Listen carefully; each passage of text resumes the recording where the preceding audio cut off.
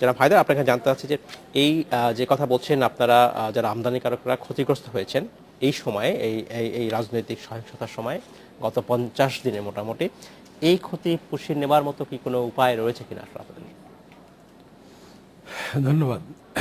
এটা তো এই স্টুডিওতে এই মুহূর্তে এটা বিশদ ব্যাখ্যা দেওয়া যাবে না। জি, তবে এটুকু শুধু বলতে পারি যে এটাকে পুষিয়ে নেওয়ার মতো দুইটা দিক আছে। একটা হলো যদি আমরা সরকারিভাবে এই যে 50 দিন আমাদের যে ক্ষয়ক্ষতিটা হয়েছে এখানে যদি গভর্নমেন্ট এটার পেছনে একটা ভর্তুকি দেয়, যেমন ভর্তুকিটা এভাবে দিতে পারে। কিভাবে ভর্তি এই হ্যাঁ, ভর্তুকিটা এভাবে দিতে পারে। প্রথম হলো আমরা যারা এই হস্তশিল্পের সাথে যারা এক্সপোর্টাররা রপ্তানিকারকরা জড়িত, Right.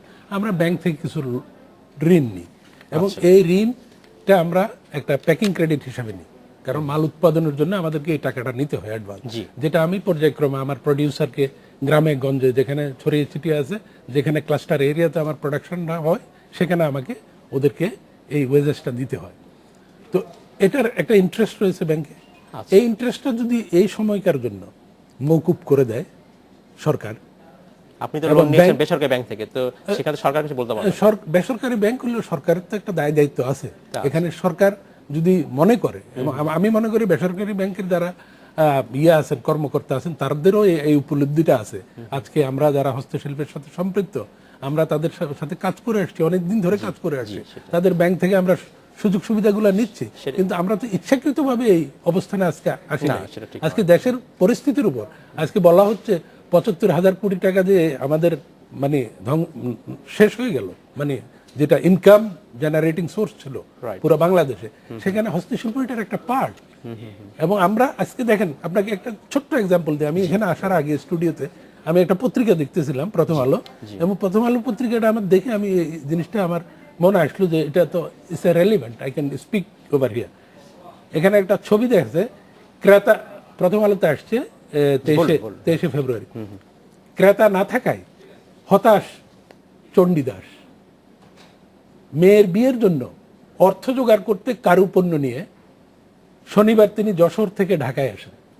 এই চিত্র আসলে গতকাল 2-3 হাজার টাকা পণ্য বিক্রি হবে আশা ছিল তার, কিন্তু হরতাল অবরোধের কারণে ক্রেতা না থাকায় মাত্র 400 টাকা। ঠিক আছে, আপনি বলছিলেন যে সুদের কথা বলছিলেন, আর কি কোনো উপায় আছে বা আর কোনো সুদের হার মকুব করার কথা বলছিলেন, বা মকুব হয়তো না করা সম্ভব না, এটা হয়তো এই ক্রেডিট পিরিয়ডটাকে আরো বাড়ানো যেতে পারে, হ্যাঁ, আপনি রিশুরু করতে পারেন কিনা সেই বিষয়টা হয়তো আসতে পারে, সেটা নিশ্চয়ই আসতে পারে। কারণ কিন্তু আপনার অর্ডারকে ফিরে আসবে, আমার প্রশ্ন হচ্ছে আপনি যে অর্ডারটা হারিয়েছেন নতুন করে সেই অর্ডার ফিরে পেতে কি আপনার সমস্যা হবে? সেইখানে কি সমস্যা আছে? সেখানে দুটা দিক আছে। একটা দিক হলো আপনি ফিরে পেতে চাইলে আপনার কি করতে হবে? সেটা হলো আমরা যারা আছি, আমরা যারা এক্সপোর্টার, আমরা কিন্তু আমাদের বায়ারদেরকে, যারা আমাদের ক্রেতা, তাদেরকে আমরা এই অবস্থানটা তাদেরকে তুলে ধরেছি এবং ওই সহানুভূতিটুকু আমরা ওদের কাছ থেকে পাওয়ার চেষ্টা করছি এবং এটুকু বলেছি যেসব প্রোডাকশনগুলো তোমরা এই মুহূর্তে নিতে পারছো না বা আমরা দিতে পারছি না এই দেশের পরিস্থিতির কারণে, যাতে করে ভবিষ্যতে আমাদেরকে আরো বেশি করে অর্ডার দিয়ে এটা পুষিয়ে দেওয়া যায়। Exactly, that is the only হয়তো সরকার তার আমাদের যেসব এক্সপোর্ট মিশন রয়েছে বা দেশের বাইরে, তারা ভূমিকা রাখতে পারে সেইখানে। এখানে আমাদের যারা বিদেশি দূতাবাসগুলো রয়েছে তারা একটা বিশেষ। জনাব হায়দার, আপনাকে ধন্যবাদ। আমি আপনার কাছে পরে ফিরে আসবো। মালিকা খান, আপনাকে জানতে চাচ্ছি আমি যে আমরা বলছিলাম যে বাংলাদেশের অসংখ্য মানুষ, মূলত যারা অনেকে নারী, তারা এই কারুশিল্পের সাথে জড়িত এবং যারা বাংলাদেশ বিভিন্নখানে ছড়িয়ে ছিটে আছে, তাদের কাজ আপনারা সংগ্রহ করছেন এবং এটা প্রস্তুতকারক বা যারা ব্যবসায়ী বা যারা রপ্তানিকারক তাদেরকে দিচ্ছেন। একটা অভিযোগ প্রায় থাকে যে আমাদের দেশে প্রান্তিক যেসব মানুষ কাজ করে, গ্রামে বসে, গ্রামের একদম প্রত্যন্ত অঞ্চলে কাজ করে, তারা সঠিক মূল্যটা পায় না, ফেয়ার প্রাইসটা পায় না। এইটা নিশ্চিত করার ব্যাপারে আপনারা আসলে কোনো কিছু করছেন, বা আপনার কি মনে হয় যে আপনি এমনও হতে পারে যে আপনি মনে করতে পারেন ফেয়ার প্রাইস পায়, সেটাও বলতে পারেন? সব জায়গায় সবসময় যে পায় এই কথা জোর করলে বলতে পারবো না, কিন্তু আমাদের একটা উদ্দেশ্য রয়েছে। যে সংগঠনের পক্ষ থেকে যেমন বাংলা ক্রাফটের জন্মই হয়েছিল এই দিকটা দেখার জন্য, যাতে যিনি উৎপাদন করবেন তিনি যেন সঠিক তার এটা পান, প্রাপ্য যে উপার্জনটা যেন উনি পান, মাঝখানে যেন মধ্যস্বত্বী কেউ না থাকে, মধ্যস্বত্বী ভোগী যেন কেউ না থাকে।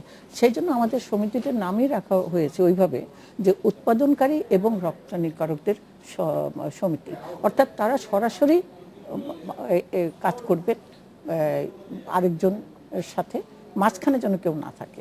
তাহলে কি হবে, তার সঠিক যে প্রাপ্য যে উপার্জন সেটা তিনি পেয়ে যাবেন। এই দিকটা আমাদের যেহেতু একটা বড় সংগঠন এবং এটা আমরা সবাই মিলে মিশে এটা দেখার চেষ্টা করছি এবং অনেক জায়গায় আমরা কিছুটা সফলকাম হয়েছি।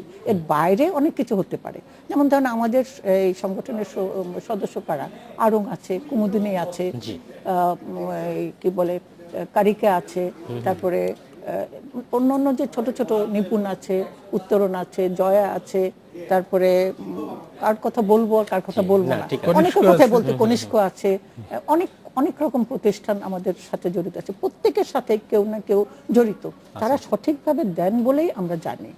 এইভাবে আর কি। ধন্যবাদ, আপনার কাছে ফিরে আসবো।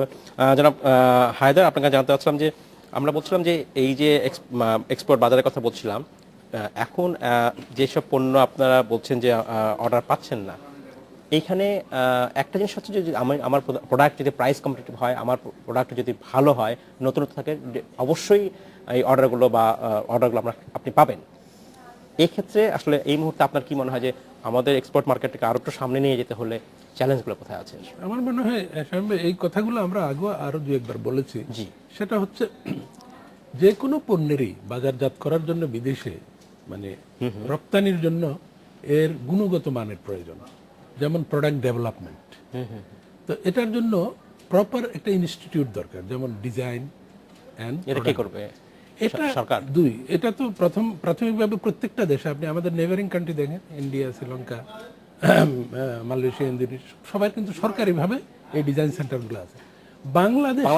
আমাদের দেশের কোনো সরকারি প্রতিষ্ঠান ভালোভাবে কাজ করে সেভাবে গড়ে ওঠে, কোনো প্রতিষ্ঠানে ভালোভাবে কাজ করে না। সেখানে দেখা যাবে যে যোগ্য লোক নাই, কদিন পরে আসবে, দুর্নীতির অভিযোগ আসবে, তো কিভাবে হবে এটা? তবে এটা সরকারিভাবে নাই, যেহেতু আমরা বাংলা ক্রাফটের তরফ থেকে আমরা উদ্যোগ নিয়েছি যে আমাদের একটা ডিজাইন এবং ট্রেনিং সেন্টার দরকার। যার জন্য মাননীয় প্রধানমন্ত্রী, যিনি বর্তমানের প্রধানমন্ত্রী জননেত্রী শেখ হাসিনা, উনি কিন্তু আমাদেরকে এটা এই কনসেপ্টটা নিয়েছিলেন। ধন্যবাদ। আমাদের সময় খুবই অল্প, আপনি সংক্ষিপ্ত বলবেন যে ঠিক এই মুহূর্তে আপনি দুই কথায় বলবেন যে আমাদের এগিয়ে যেতে হলে, আমরা যদি এই ক্ষেত্রে কারো পাকাতে চাই, কি করা উচিত, খুবই সংক্ষেপে। একটু আগে যে হায়দার যেখানে শেষ করছেন, আমি ওখানে বলি যে একেবারে যে আমাদের নাই বলে শব্দটা, সেটা হলো যে আমাদের বিসিক বলে একটা প্রতিষ্ঠান আছে, সেখানে আমাদের একটা ডিজাইন সেন্টার ছিল, এখনো আছে ঘুমন্ত অবস্থায়। এটাকে জাগানোর চেষ্টা আমরা করতে পারি নাই, সেটা সরকার। কিন্তু আমাদের এখন এই মুহূর্তে যেটা দরকার, একটা ইতিবাচক পদক্ষেপ নেওয়া, যে এটা করতে পারি, আমরা করতে পারবো, এই আশা নিয়ে আমরা শেষ করতে যাচ্ছি। মালিক খান, আপনাকে ধন্যবাদ। জনাব হায়দার, আপনাকে অসংখ্য ধন্যবাদ। নিশ্চয়ই আমরা এই নিয়ে আপনার সাথে আবার কথা বলবো। অসংখ্য ধন্যবাদ। ধন্যবাদ। এই ছিল আজকের মতো খাতুনগঞ্জ থেকে মতো ছিল। আমাদের সাথেই থাকবেন, দেখা হবে আমাদের।